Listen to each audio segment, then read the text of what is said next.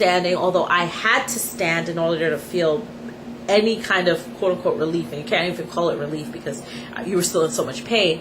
I needed to stand, and so that was pretty tough, and that was another thing that made me get the epidural, because I was so exhausted. But once I got the epidural, I got to sleep. I felt so much better. And then I honestly, like, now that I've had an epidural, although I wanted to do natural labor, I kind of see the other side of it. Like, I enjoyed that second half of my labor. Like, I got to sleep, and then my mother-in-law, and because of course my parents were out of town, my mother-in-law and one of my brother-in-laws came to the hospital, and we were just hanging out and making videos, like, you know, pre-baby videos with the camera, and you know, just talking, and, you know, I was eating popsicles, and, you know, because before my husband had been trying to give me a popsicle, because I was also extremely hungry, which is another part of going to a birth center that I would like, is being able to eat. But anyway, I was hungry, so he'd been trying to feed me popsicles when I didn't have the epidural, but I couldn't tolerate it. Like, I could suck a little bit, and then I had to, like, he had to finish the popsicle. Like, I couldn't do it.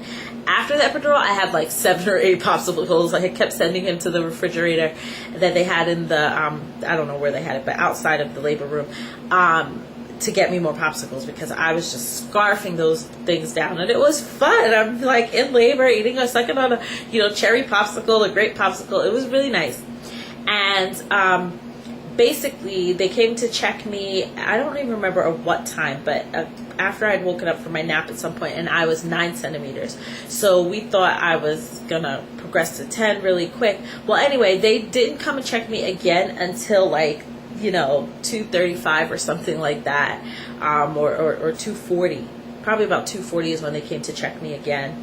And when they came to check me, literally they parted the, you know, my vagina, and my son's head was like right there, and it was like moving around and bopping around, and my husband got a video of it, and, well, you'll never see that, but it was pretty funny. And so basically I couldn't feel anything. Like, you know, they say that even with the epidural, you can sometimes at the, you know, right before you're supposed to push a baby out, you feel the pressure. Nothing. I didn't feel anything. He could have slipped right out under the sheets, and I'd have never known, except for a baby moving around and crying. Anyway, they came, you know, as soon as the nurse saw, she was like, oh, let me get the doctor. And she got the doctor, and the doctor came, and I pushed him out in 5 minutes or less. Like, he was born 2:49. And it was just the quickest thing. I pushed, I don't remember, but I didn't push that many times, maybe 4 times. You know, and they were like, oh, have you done this before? And I'm like, no. I mean, they knew I was a first-time mom already. They were like, you're so good at this. You must have watched every show, read every book about pushing. Like, you're doing such a good job pushing, which I guess I was, because he came out so easily. I did tear, but it wasn't a big, or, you know, it wasn't a severe tear at all. I had to be stitched a little, but it wasn't that bad. And, you know, he came out so easy, and, like, literally, this is how good my epidural was. At the end, I say to the doctor, oh my gosh, this was so great. I could do this over and over. You know, this was so easy. Clearly somebody on drugs for me to be saying that. I know if I was having a natural birth, I might not feel quite like that. And, you know, it was just great when he came out. It was such an emotional moment. I was just crying and screaming, my baby, I love you, my baby, like, over and over. And the nurses were crying, and the doctor had gotten red. Like, you know, it was really emotional for everybody in the room. My brother-in-law, he was outside the door because he didn't want to see me push, and I wouldn't have cared if he stayed there. But he was apparently, come to find out, like, jumping up and down and, like, going crazy outside once he heard the baby come out, like, begging to come back in the room. And they were like, wait a second, you probably don't want to come in right now, because I hadn't delivered the placenta yet. And anyway, as soon as I delivered the placenta, I think that's when he came back in.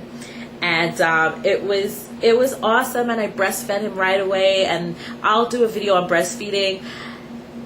In terms of him latching on, I have had no problems with breastfeeding. I'm producing, no problems at all. The one problem I would say, now this happened way after we got out of the hospital, is he uses me as a pacifier. And that's tough, and he won't take a pacifier. At least not yet, and I keep trying. And I've literally bought every pacifier on the market. But anyway, we'll get to that in another video. But the birth was awesome. It was great. He was 6 pounds, 14 ounces at birth and 19 and a half inches. So not a really big baby, but not a tiny baby. He was just about average. The average baby is about 7 pounds. So he was 2 ounces from being 7 pounds.